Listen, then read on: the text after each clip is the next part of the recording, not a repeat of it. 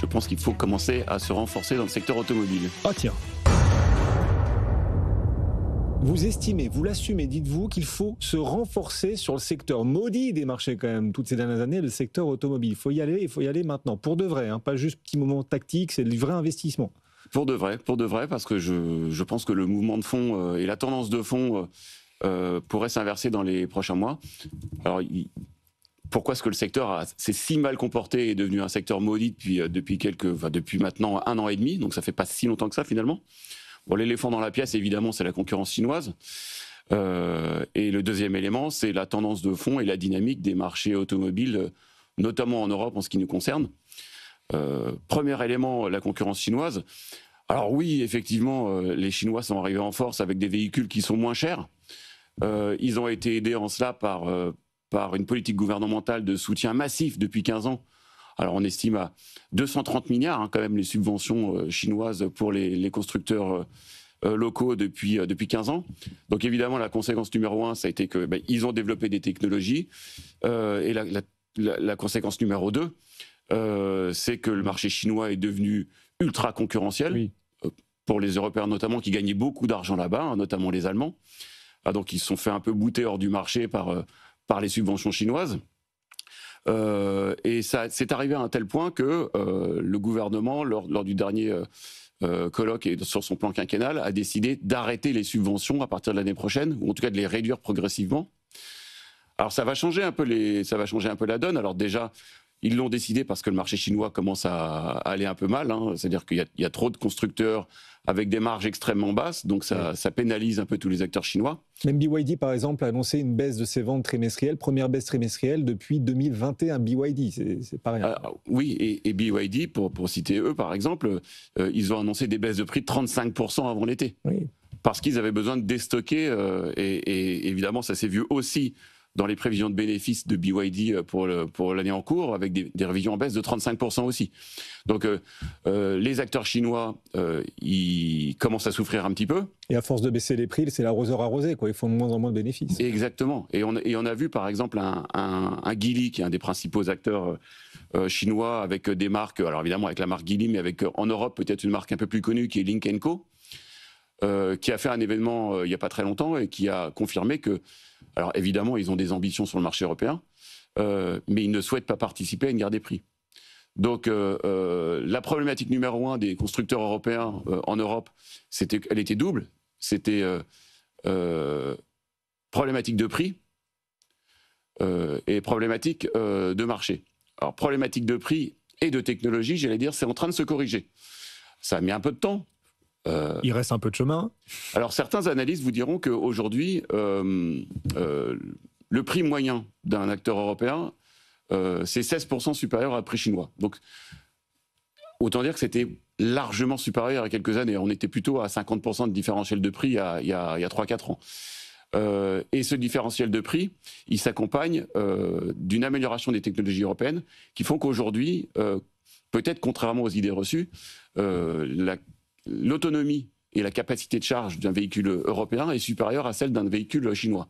Alors effectivement, on entend, j'ai été aussi surpris que vous, c'est parce que on entend des progrès venant de Chine. Des prouesses incroyables. Des prouesses, absolument, des prouesses, mais d'abord qui ne sont pas applicables aujourd'hui.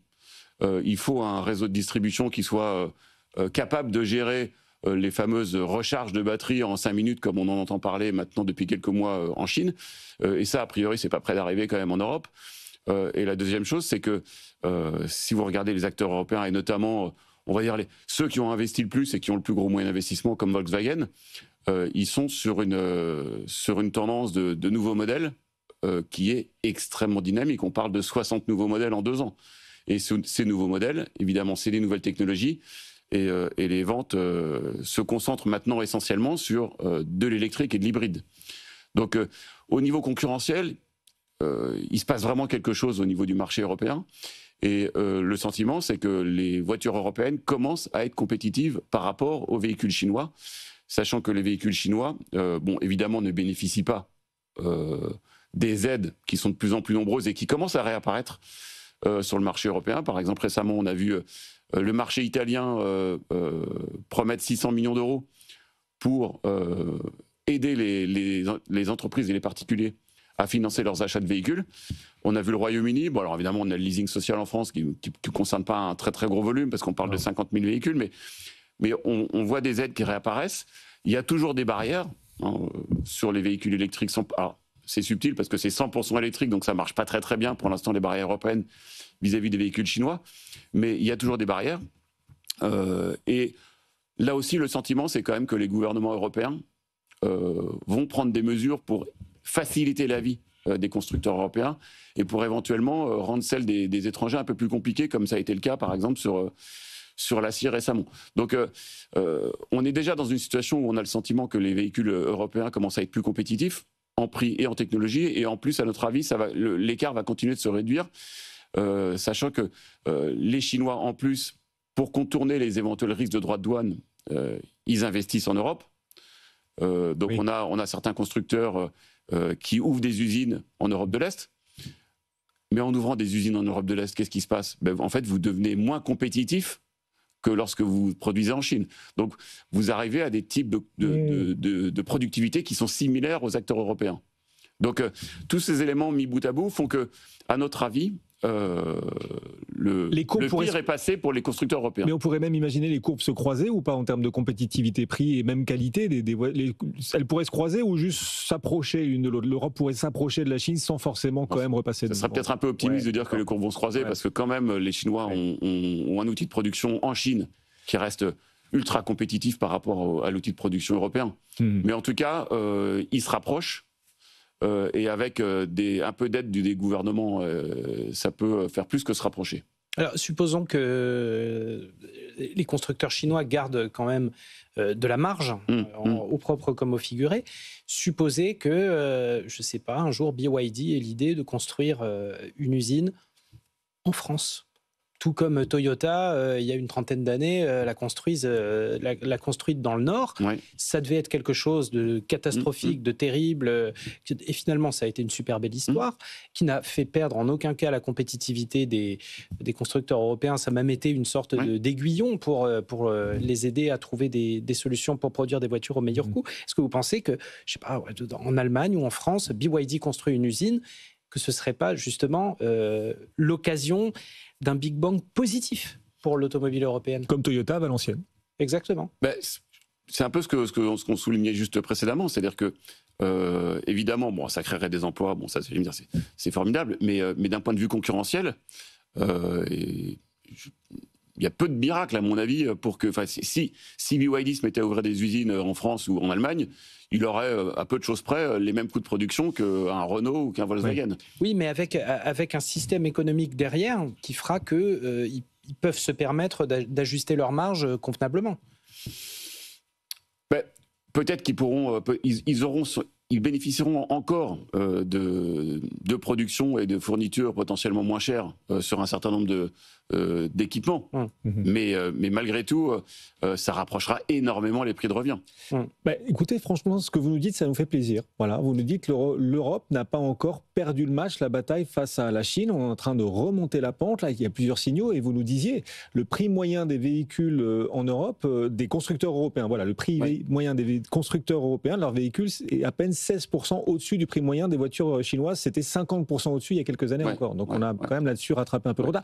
Est-ce que vous avez un chouchou, là, un favori dans l'univers des constructeurs auto en bourse, Damien ? Alors, on a un chouchou qui est Volkswagen. Alors aujourd'hui, on privilégie plutôt les constructeurs mass market, donc ceux qui fabriquent, ceux qui dépendent, dont les résultats dépendent des volumes plus que de la marge. Pourquoi ? Parce que d'abord, ces dernières années, c'est le mass market qui a le plus souffert post-Covid. Et deuxième chose, parce que le mass market, potentiellement, sera aussi celui qui bénéficierait le plus de plans de relance ou de soutien. Parce qu'évidemment, les plans de relance et soutien, ils sont destinés plutôt à des véhicules de masse qu'à des véhicules, premium.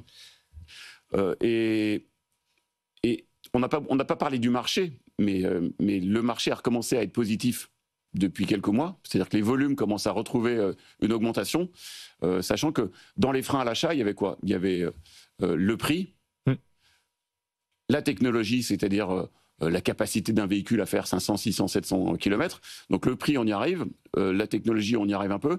Et le troisième frein, c'est l'infrastructure, c'est-à-dire le nombre de bornes, pour pas avoir à se poser la question de où est-ce que je vais faire mon plein. Et ça, c'est pareil, ça augmente très très vite.